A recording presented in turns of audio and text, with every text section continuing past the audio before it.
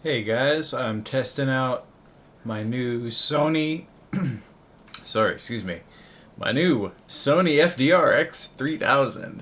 And it's got this crazy wide angle lens and optical image stabilization. Whenever I move it around, you can see it kind of floats around for a second. Yeah, I stopped moving the camera a second ago, but the lens kind of floats after you move it. It's pretty crazy.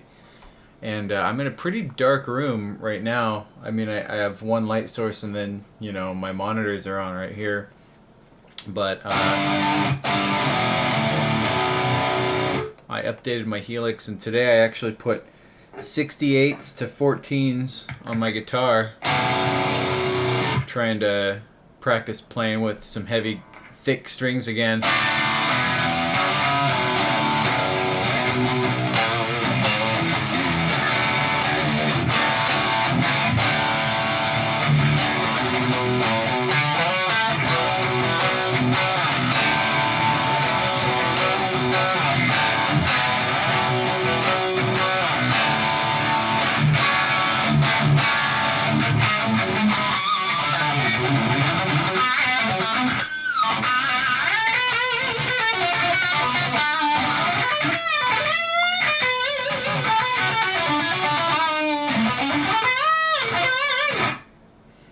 Having a little bit of fun.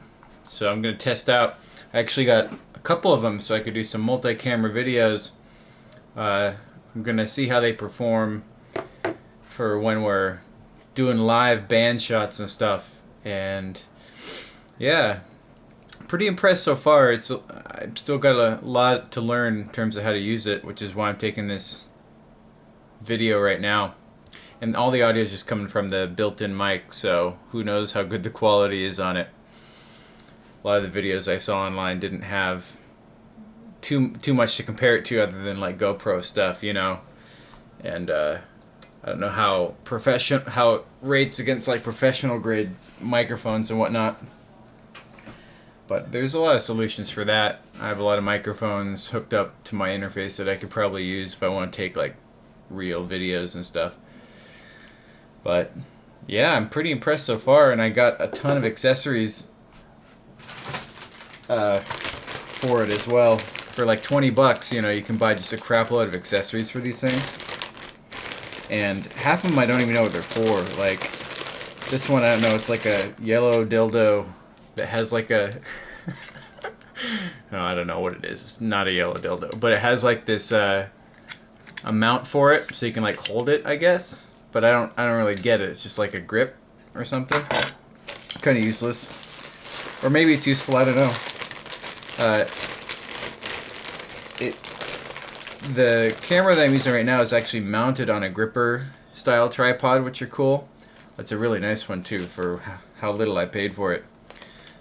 This is like a telescoping or like an extending kind of arm that you can extend and then lock in place.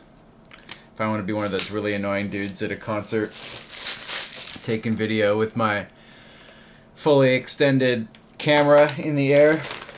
Are they annoying? I don't know. It could be worse. Probably is worse in the past than it is now. This looks like it's a a chest mount, so you can put it on your chest. I'll totally do that. We'll do some man on the street videos. Can't wait for that. Or hidden camera videos. Hidden. It'd be hard to hide this. I think this is like a head strap or something. You can mount your action camera right on your head. They're expecting people who have like really active lives to use these things, I guess. But I could probably, I don't know. Maybe it'll force me to take up cycling or something. Car mount. So you can mount on your windshield. I might just throw that up for the hell of it in case I want to do videos from my car. Start a segment. I'm driving a lot for work, and sometimes stuff comes up in my head that I just gotta say. This is for like, it's meant for, I think, bicycle handlebars, but I'm gonna use this to mount these cameras to mic stands and see if we can get a good angle for doing like live videos for my bands. Or my main band, I should say, The People Now, which we have an album release soon. Check that out, thepeoplenow.com. Also on Facebook. I'm gonna put this stuff back in the bag. It's a lot of accessories for, I think I paid 29 bucks for it. Is it? Is it a lot? Did I overspend for this? I don't know. Maybe I did. I'm only gonna use, I feel like I'm only gonna use maybe like 2 of the 10 accessories I got, but you know, I guess they're nice to have. I just don't want to have a ton of junk hanging around. I bought 2 of these packs because I bought 2 cameras. And if these cameras work out well, I'm going to buy 2 or 3 more. Just because I really am interested in bringing sort of the live concert experience to people without them leaving their home. And so far, there hasn't really been a lot of consumer-friendly ways to do that, or I guess kind of DIY-friendly ways to do that. And, you know, my initial thought was just get GoPro because they're everywhere. They're the biggest, they're the first, I guess. And then, you know, you search for GoPro online and you see that there are all these, like, Chinese companies making cameras just as good as the GoPro for, you know, fraction of the price. And Sony was making this, and a 4K camera, and it's about the same price as GoPro, but it is way better, in my opinion, from at least for the optic standpoint, because the main problems that I saw with the GoPro stuff was like there's just way too much, there's not enough stabilization, and the image quality isn't quite as good.